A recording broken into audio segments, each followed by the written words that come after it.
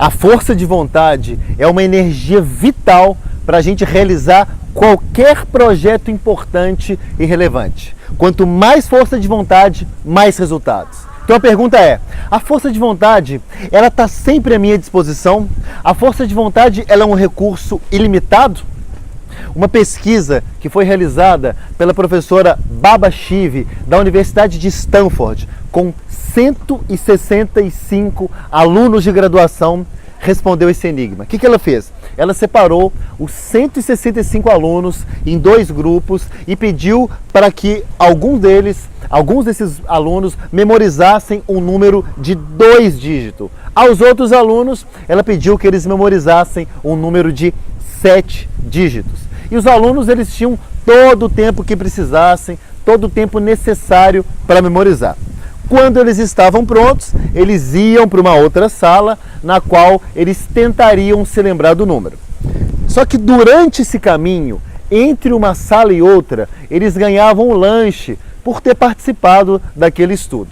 E aí eles podiam escolher entre um bolo de chocolate recheado, gostoso, ou entre um pote de salada de frutas, também muito bem preparado, com belas frutas. Ou seja, o prazer da gula ou um lanche saudável. E olha que interessante, entre os alunos aos quais foi pedido que memorizassem o número de 7 dígitos, a porcentagem dos que acabaram escolhendo o bolo foi o dobro dos alunos que haviam memorizado apenas os dígitos menores.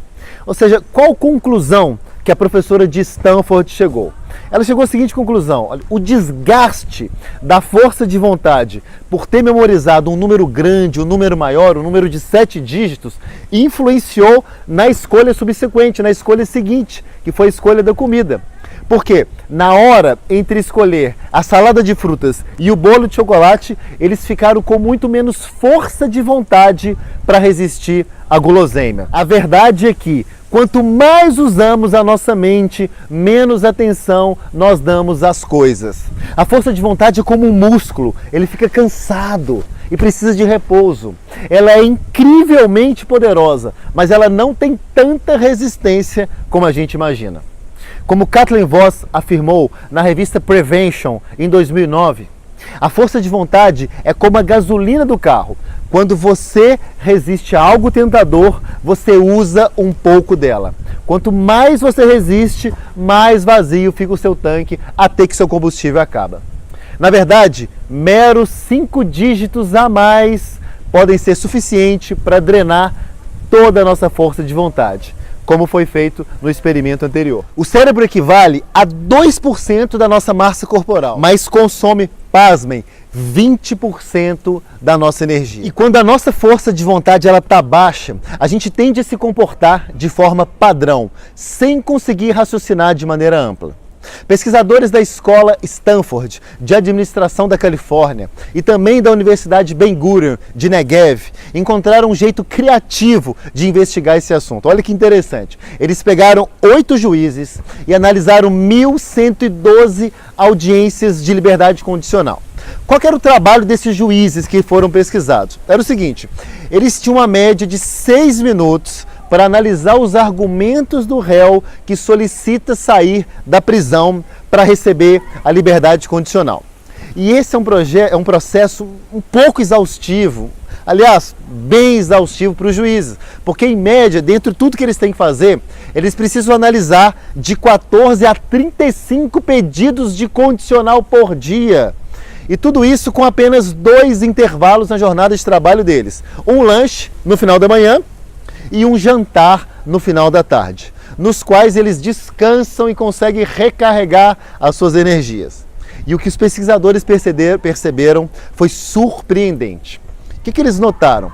Que a chance desses juízes liberarem uma liberdade condicional depois de cada intervalo, ou seja, quando eles voltavam descansados e mesmo quando eles chegavam para o trabalho descansados, chegava a 65%.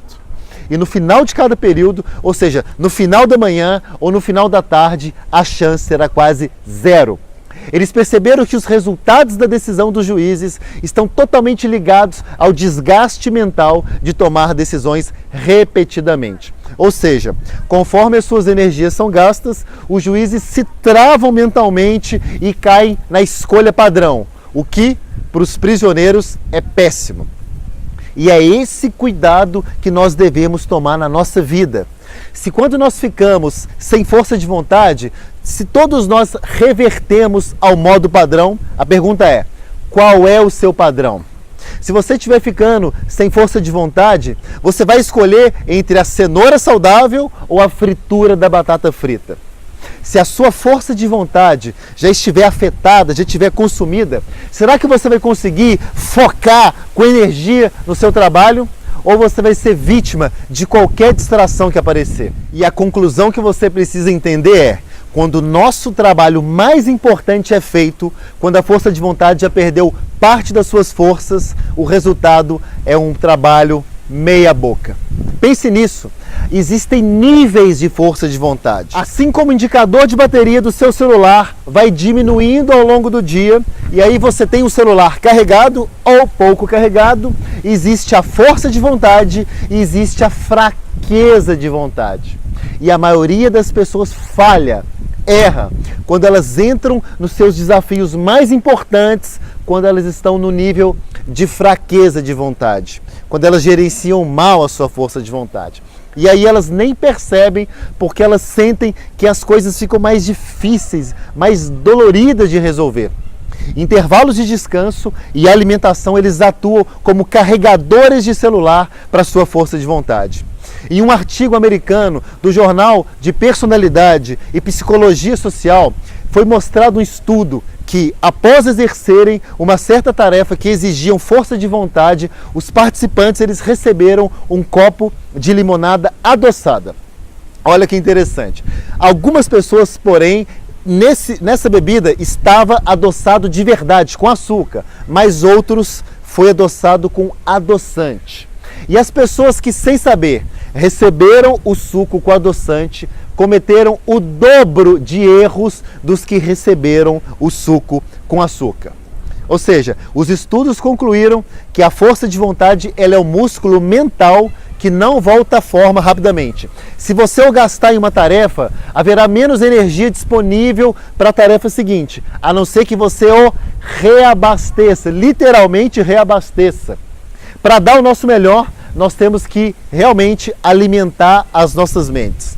E alguns alimentos que elevam o nível de açúcar de uma forma equilibrada por longos períodos, como por exemplo carboidratos complexos e proteínas, eles são dos mais indicados nesse caso.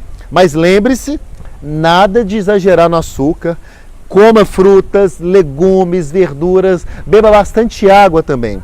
Um dos principais motivos da dor de cabeça e que acaba afetando a sua força de vontade é a falta d'água. Glutamato sódio também atrapalha muito na dor de cabeça. Trabalhos mentais, decisões que exigem foco e atenção, filtrar distrações, suprimir impulsos e emoções são exemplos de ações que consomem a nossa força de vontade. Tim Ferriss, autor do livro Trabalhe 4 horas por semana, ele diz: faça a coisa mais importante do seu dia até às 10 horas da manhã.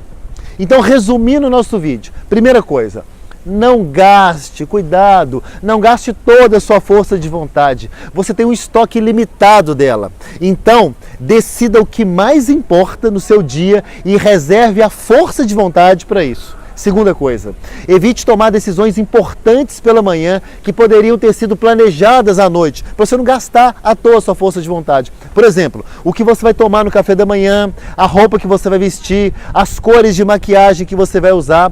Já deixe tudo isso definido no dia anterior.